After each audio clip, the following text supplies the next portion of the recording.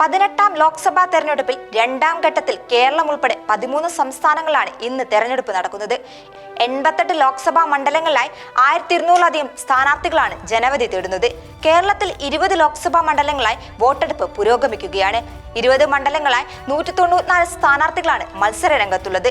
കേരളത്തിൽ തെരഞ്ഞെടുപ്പിൽ മോദി തരംഗമാണ് കാണുന്നതെന്നാണ് BJP സംസ്ഥാന അധ്യക്ഷൻ കെ സുരേന്ദ്രൻ പ്രതികരിച്ചത്.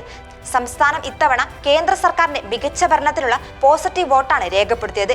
കേരളത്തിലും ദേശീയ ജനാധിപത്യ സഖ്യം നല്ല വിജയം നേടുമെന്നും ഉറപ്പാണ്. ക്വിറ്റ് രാഹുൽ, വെൽക്കം മോദി എന്നാണ് വയനാട്ടുകാരും ഒന്നടക്കം പറയുന്നതും. പ്രധാനമന്ത്രിയുടെ വികസന അജണ്ടയ്ക്ക് ജനം വോട്ടും ചെയ്യും. നരേന്ദ്രമോദിയുടെ ഗ്യാരണ്ടി വോട്ടർമാർ ഏറ്റെടുത്തിരിക്കുകയാണ്.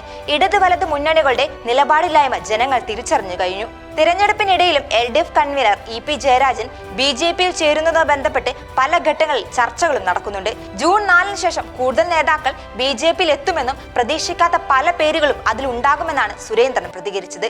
ലോക്സഭാ തെരഞ്ഞെടുപ്പ് കഴിയുന്നതോടെ CPM-ന്റെയും കോൺഗ്രസിന്റെയും കൂടുതൽ നേതാക്കൾ BJPയിൽ ചേരുമെന്ന് തന്നെയാണ് BJP സംസ്ഥാന സെക്രട്ടറിയും കോഴിക്കോട് NDA സ്ഥാനാർത്ഥി കൂടിയായ MT രമേശ് പറഞ്ഞത്.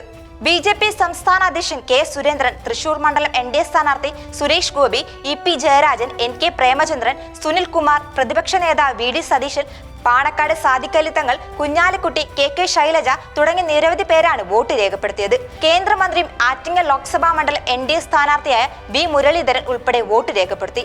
രാജ്യത്തിന്റെ ഭാവി നിർണ്ണയിക്കുന്ന തിരഞ്ഞെടുപ്പാണ് ഇതെന്ന ബോധ്യം ജനങ്ങൾക്കുണ്ട്. പ്രധാനമന്ത്രി നരേന്ദ്രമോദിക്ക് കീഴിലുള്ള NDA സർക്കാരിന് തുടർ ഭരണം നൽകുമെന്നും V മുരളീധരൻ പ്രതികരിച്ചു. ഈ അവസരം BJPക്ക് മാറ്റം ഉറപ്പെന്നാണ് രാജീവ് ചന്ദ്രശേഖരൻ പ്രതികരിച്ചത്. ജനങ്ങളെ ഭീഷണിപ്പെടുത്തി ഭിന്നിപ്പിച്ച് വിജയം കാണുന്നതാണ് പ്രതിപക്ഷ പാർട്ടികൾ ചെയ്യുന്നത്. എന്നാൽ വികസനം, പുരോഗതി, ഭാവി എന്നിവയാണ് BJP ലക്ഷ്യം വെക്കുന്നതെന്നും അദ്ദേഹം പറഞ്ഞു. BJP അംഗത്വം സ്വീകരിച്ച ശേഷമുള്ള ആദ്യത്തെ തെരഞ്ഞെടുപ്പായതിനാൽ ഈ തെരഞ്ഞെടുപ്പ് ഏറെ പ്രത്യേകതകൾ നിറഞ്ഞതാണെന്നാണ് BJP നേതാവ് പത്മജ വേണുഗോപാൽ പ്രതികരിച്ചത്. NDA സ്ഥാനാർത്ഥി സുരേഷ് ഗോപി തൃശൂർ മണ്ഡലത്തിൽ ഒന്നാമതെത്തുമെന്ന് തന്നെയാണ് പ്രതീക്ഷിക്കുന്നതെന്നും പത്മജ പറഞ്ഞു. കേരളത്തിൽ ശക്തമായ ഭരണവിരുദ്ധ വികാരമാണെന്നാണ് കൊല്ലത്തെ NDA സ്ഥാനാർത്ഥി കൃഷ്ണകുമാർ പ്രതികരിച്ചത്. BJP ഇത്തവണ കൂടുതൽ സീറ്റുകൾ നേടുമെന്ന് ഉറപ്പുള്ള കാര്യമാണ്. വ്യക്തമായി തന്നെ ജനങ്ങൾക്ക് ആരാണ് ഇനി കേന്ദ്രത്തിൽ വരാൻ പോകുന്നതെന്ന് അറിയാമെന്നും G കൃഷ്ണകുമാർ പ്രതികരിച്ചു. കേരളത്തിലെ 20 സീറ്റുകളിലും കർണാടകത്തിലെ 28 സീറ്റുകളിലെ 14 എണ്ണത്തിലുമാണ് ഇന്ന് വോട്ടെടുപ്പ് നടക്കുന്നത്.